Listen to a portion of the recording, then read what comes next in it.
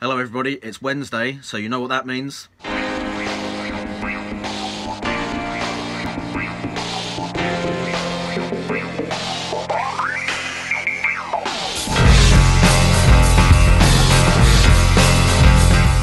Right, so I haven't done a Homebrew Wednesday video for a while, so I thought I'd do a quick one and chuck a few updates in there and a little hop review as well.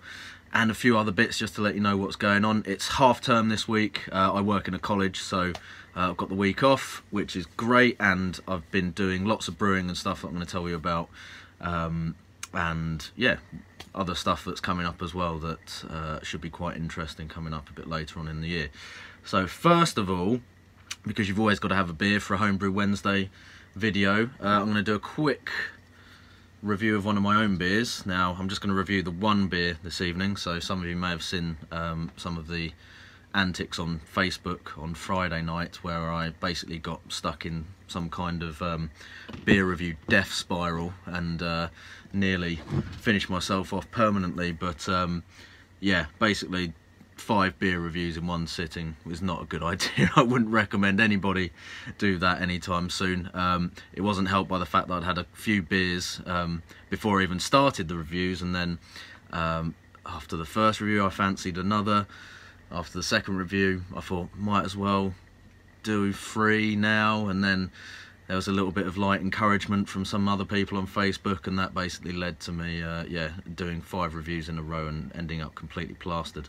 A couple of those beers were in the 7% kind of region as well, so I think I finished doing those reviews, went and got another beer out of the fridge, one of my own ones this time, and then went to sit down on the sofa and, according to my wife, basically passed out within about 30 seconds with a pint in my hand. Didn't spill the beer, of course, so kept it professional, but yeah, it was a very sore head the following day. So it's not going to be quite as full on as Friday night session at all, but anyway, yeah, back on track. This is the beer. It is a smash that I made with Azacca and Golden Promise. So this is kind of a review for Azacca the hop, because I hadn't used it before. Well, I had used it before, but not on its own, so that I could really get a feel for what it brought in terms of flavour and stuff. And Golden Promise, and this is the first time that I've used Golden Promise on its own in a brew as well, so just to give me a bit of an idea how that went. Now this beer I did make using the 30-minute mash and boil method, and one slight issue that I had with it is that it didn't quite ferment down as far as I expected. So I found with a couple of beers that I've done recently with that method, with some of the more traditional kind of heritage malts like Golden Promise and Pearl was the other one, that they didn't necessarily convert, or my theory anyway is that it didn't necessarily convert fully over the 30-minute mash. So the beer has worked out fine, but the finishing gravity ended up a bit higher, so it wasn't quite as strong basically as I was expecting. It also started out fairly hazy. I think it's kind of cleared down a bit now, but you can see it's still got a light kind of haze to it. Chris reviewed one of these for me on his channel. I'll stick a link up for that at the end, and said it kind of looked a bit like cloudy apple juice, and you can kind of see where he's coming from. I think this one is a little bit less cloudy than what you had, Chris, because it's not been shaken up before pouring it in, but yeah, there's a slight haze to that. It's actually reasonably good clarity. So first of all, colour wise, I guess Golden Promise, yeah, it's quite a golden hue to it. It's fairly light. I think if that was crystal clear, that would look very much sort of like a lager, really, a very light lager as well at that. So it's certainly not the sort of colour that you'd expect from maybe a smash made with Maris Otter or something like that. So colour wise it's definitely a bit lighter, but then I guess if you're going to call it Golden Promise, it would make sense you'd get that kind of golden straw-like or yellowy kind of colour to it, rather than something a little bit darker. Not a massive amount of head. It's fairly lightly carbonated anyway, but... And then moving on to the hops, so Azacca, I'll just put some information up on the screen for this. It's one of the newer hops, which is American, I believe, and it's basically, you know, down the kind of tropical fruit flavour, hop root. As you can see, yeah, it's described with those sort of typical terms: tropical fruit flavours, an aroma suitable for IPAs, etc., or so they claim. What do I think about it? Aroma wise, it's definitely got some nice kind of tropical fruity aromas there. It's quite a light aroma, so I would say it's definitely not as pungent as some of the big players or big hitters like Citra or Mosaic, Simcoe, Galaxy, that sort of thing. It's kind of a tier down from that in terms of potency, certainly in terms of the aroma anyway. The smell that I get off of that, or certainly the one that seems to be the most prominent, is kind of tinned fruit, probably a little bit of tinned pineapple, maybe, you know, that kind of like, well, not a lot of people probably would ever eat this these days, but that kind of tinned fruit salad that you used to get given at school for school dinners sometimes. Kind of smells a little bit like that, so a kind of slightly more subdued fruity smell, not quite as pungent and sharp or aromatic as a freshly cut fruit. But yeah, a bit of pineapple, maybe a bit of peach in there as well, so some kind of like that kind of tinned peach smell as well. But yeah, that kind of fruit, tinned fruit salad for me. And then there's a bit of the malt there as well, but again, that's quite subtle, a kind of bready, white bread sort of aroma. So yeah, not a huge amount there. Both the aromas coming off of those are quite subtle, I would say, overall. Enough chat about the smell. I want to drink this now. So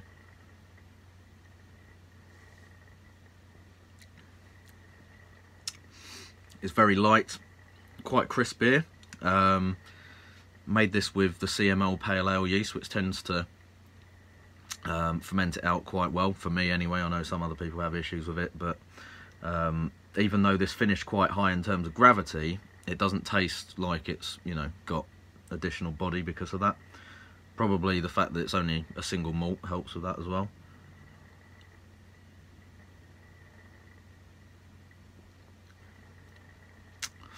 Yeah, the flavour from the grain, so the Golden Promise for me is definitely more kind of, yeah, again, that kind of white bread sort of flavour to it, so kind of like crusty white bread, slightly sweet, a little bit of kind of cracker flavour, so it's a little bit more kind of, yeah, on the sweeter side, a little bit cleaner than something you know, like Marisotto, where it might be a little bit more biscuity.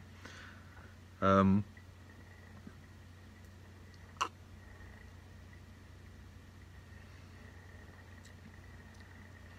then the hops, there's a kind of slight, again, coming back to the pineapple, there's a kind of slight pineapple kind of tang there, but like I said before, not really so much a kind of fresh pineapple taste. It's more kind of like that kind of pineapple ring sort of flavour to it for me.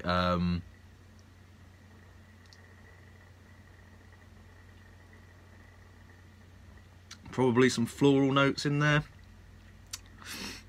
It's a bit vague, I know, but yeah, there's definitely some flowery stuff going on. A hint of the stone fruit, more the kind of peach or apricot end of things, I think.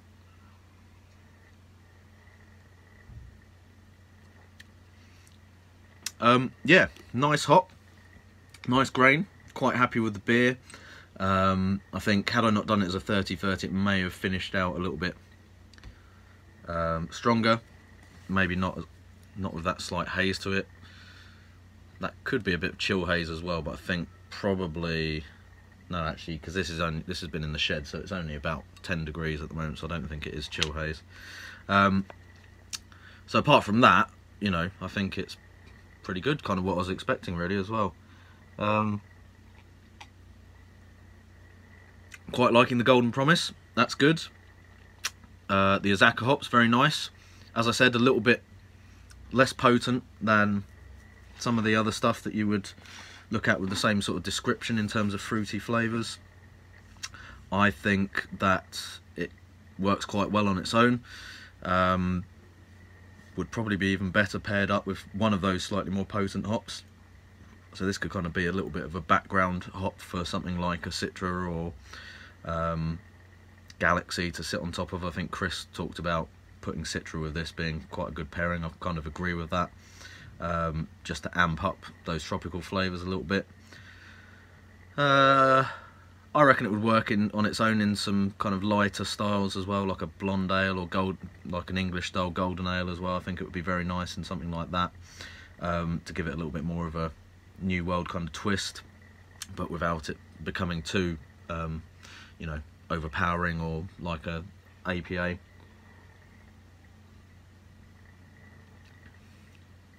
I reckon it could also work quite well potentially in a kind of hoppy lager as well. Let's move on.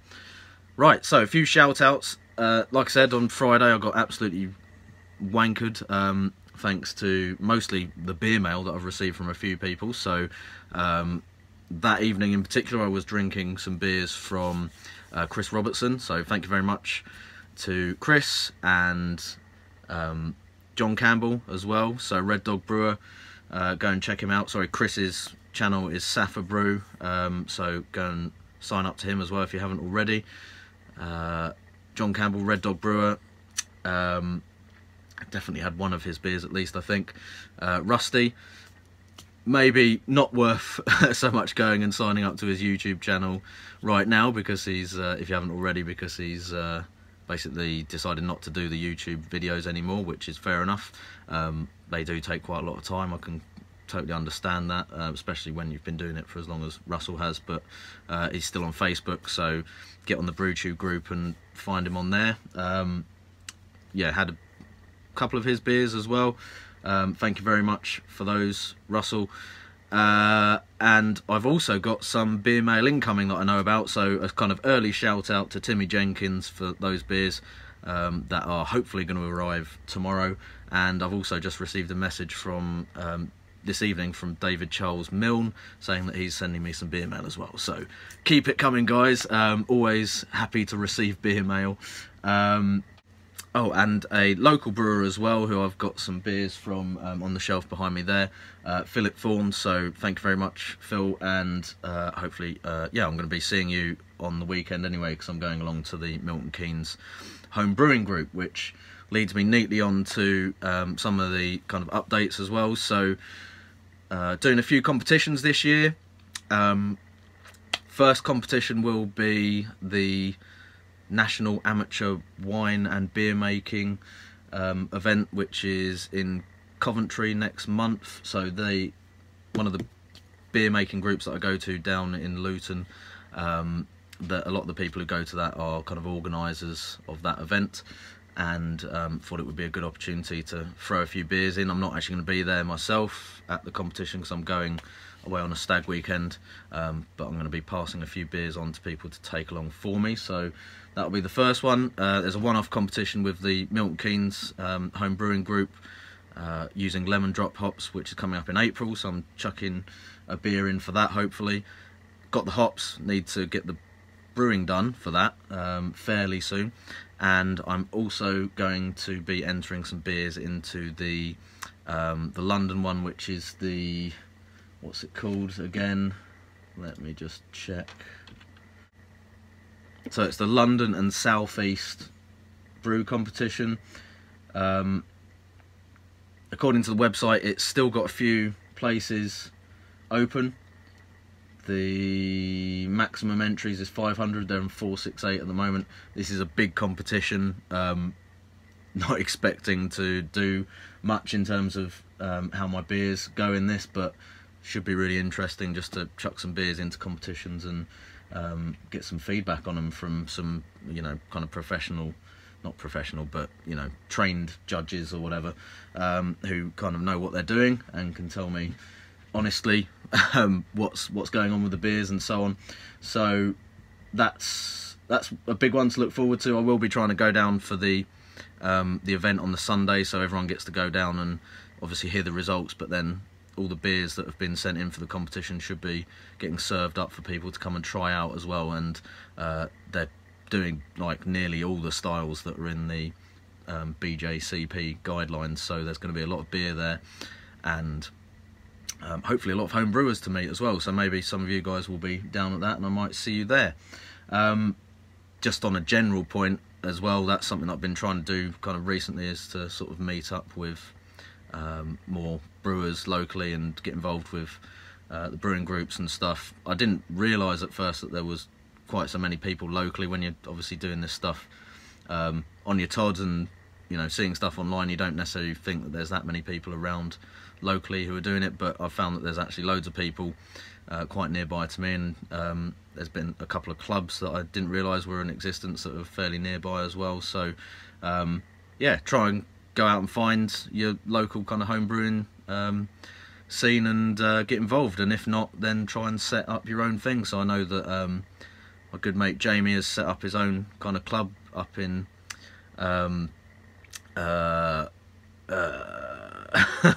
the fuck is it? It's up north. Sorry, Jamie. It's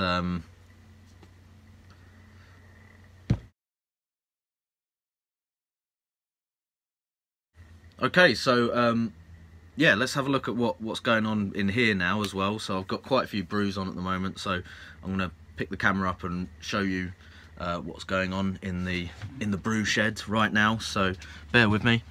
So first up over here on the bench is the Sierra Nevada Pale Ale clone. It looks really dark in the FV.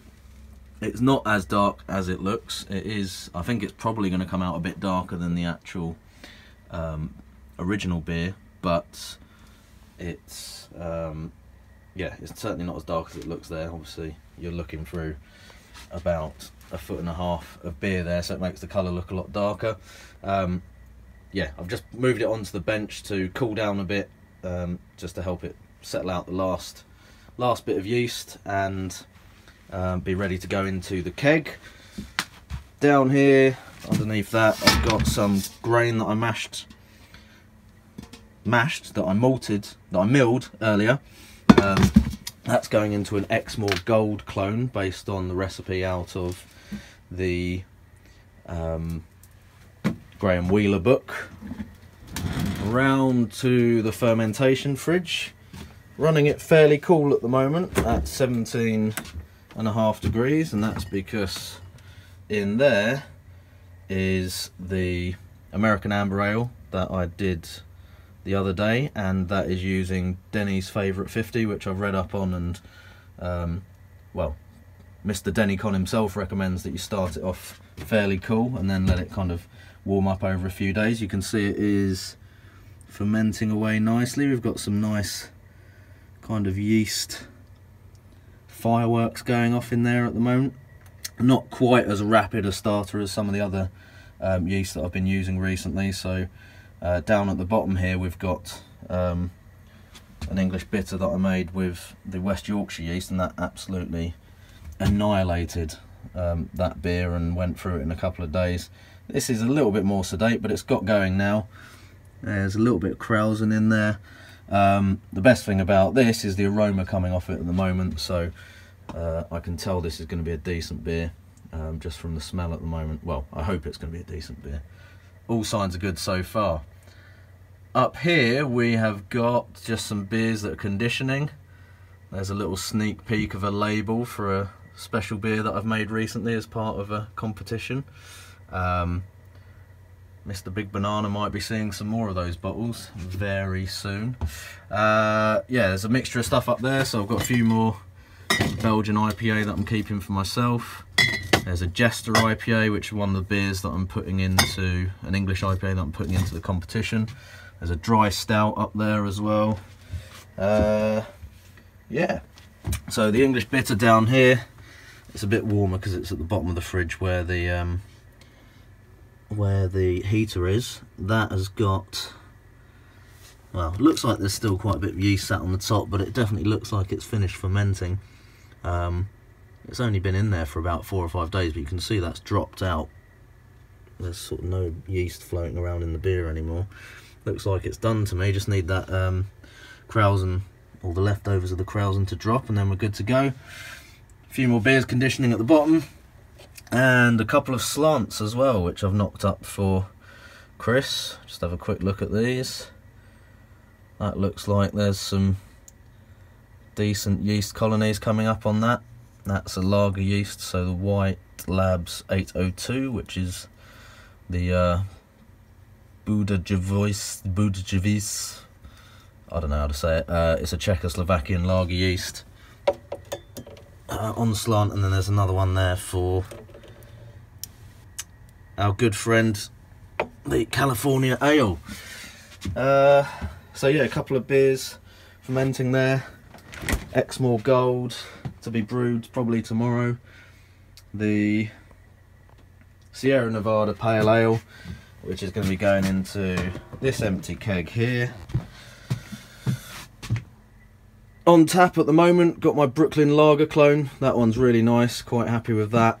And then this is kind of another clone, or an attempt at a clone anyway, of the Founders All Day IPA. Not quite so happy with this one, but it's decent. I'm probably going to do another Clone Wars video based on those two and the Sierra Nevada when it's done.